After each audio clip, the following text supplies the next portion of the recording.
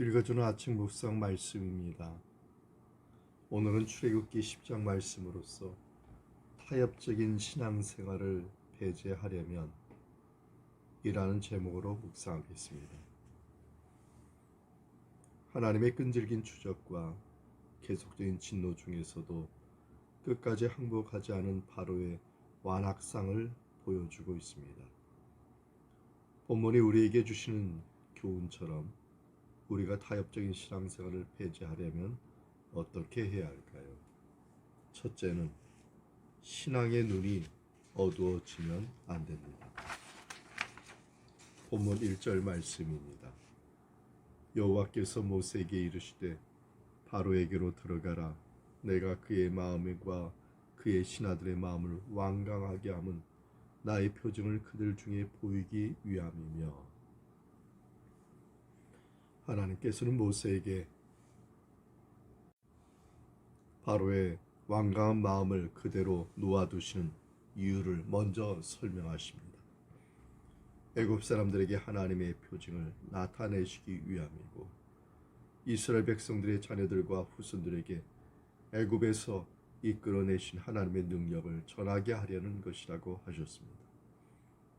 다음에 하나님께서는 모세를 바로에게 보내 그의 교만을 책망하십니다.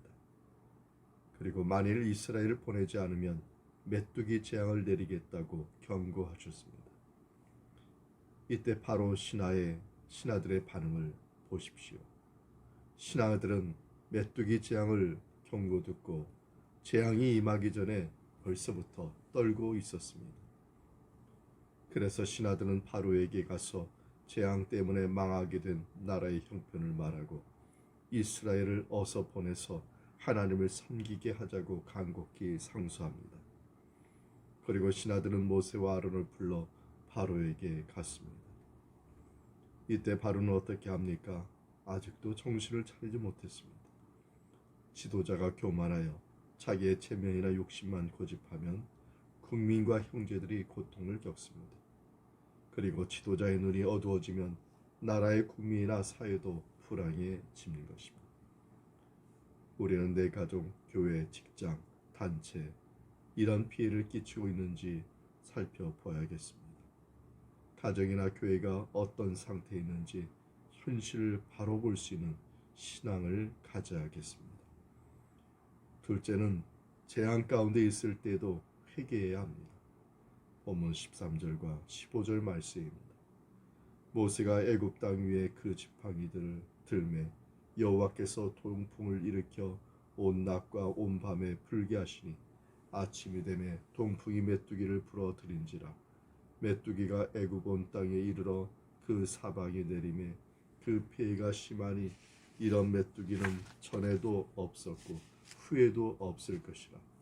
메뚜기가 온 땅을 덮어 땅이 어둡게 되었으며 메뚜기가 우박에 상하지 아니한 밭의 채소와 나무 열매를 다 먹었으므로 애굽 온 땅에서 나무나 밭의 채소나 푸른 것은 남지 아니하였더라. 회개는 예고를 받을 때 해야 합니다. 그런데 사람들은 좀처럼 사건이 일어나기 전에 경고의 말씀만 듣고는 회개치 않습니다. 구약시대나 신약시대뿐만 아니라 오늘날에도 하나님께서는 계속 말씀하고 계십니다. 그런데 사람들은 예언의 말씀을 믿지 않습니다. 바로는 경고의 말씀을 듣고도 회개치 않았습니다.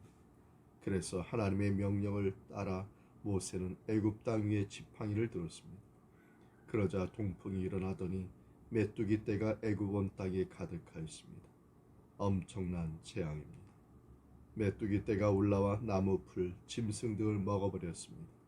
수억만 마리의 메뚜기 떼가 지나간 자리는 탱크가 지나간 것과 같았습니다. 어지간히 급했던 바로는 모세와 아론을 불러 자기의 죄를 회개하고 이스라엘 백성에게 떠나라고 합니다. 그러나 여기서도 바로는 진정으로 회개치 않았습니다.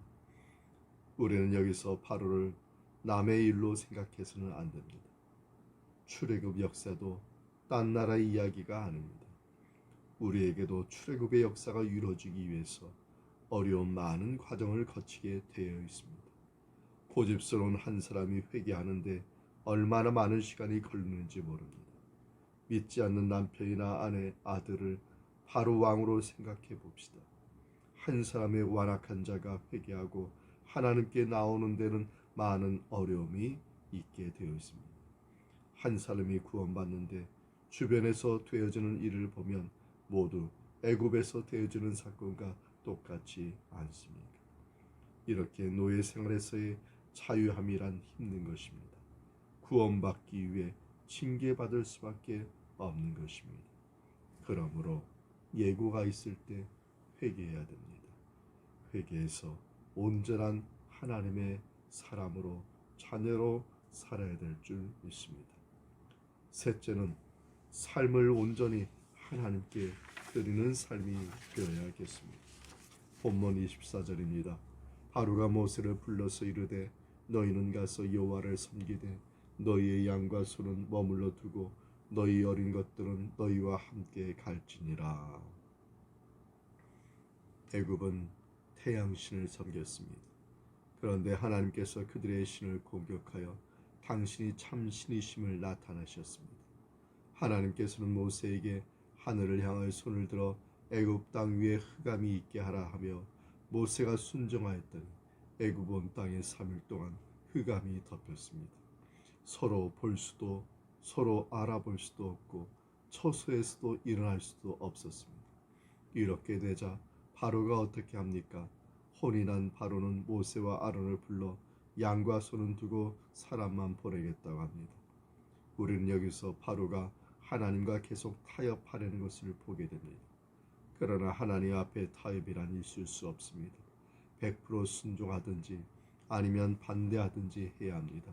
엉거주춤해서는 안 됩니다.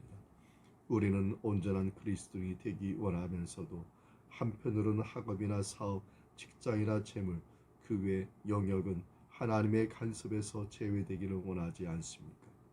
한편 바로는 생축이나 재물을 자기의 행복과 만족을 위하여 소유로 삼고 싶어 했습니다. 그렇지만 모세는 하나님을 섬기기 위해 재물을 필요로 했습니다. 우리는 누구를 위하여 재물을 필요로 합니까? 나를 위해서 하지 않습니까?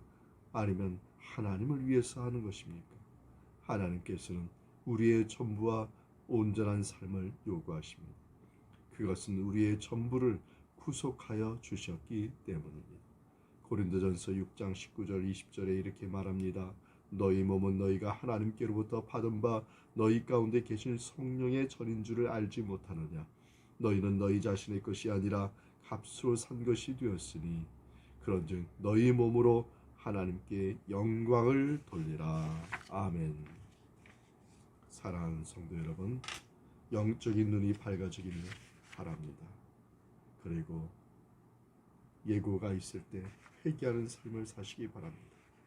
또한 하나님께 온전히 드리는 삶을 삶으로 타협적인 신앙생활에서 벗어나는 믿음으로 승리하는 우리 모두 다 되기를 주님의 이름으로 축원합니다.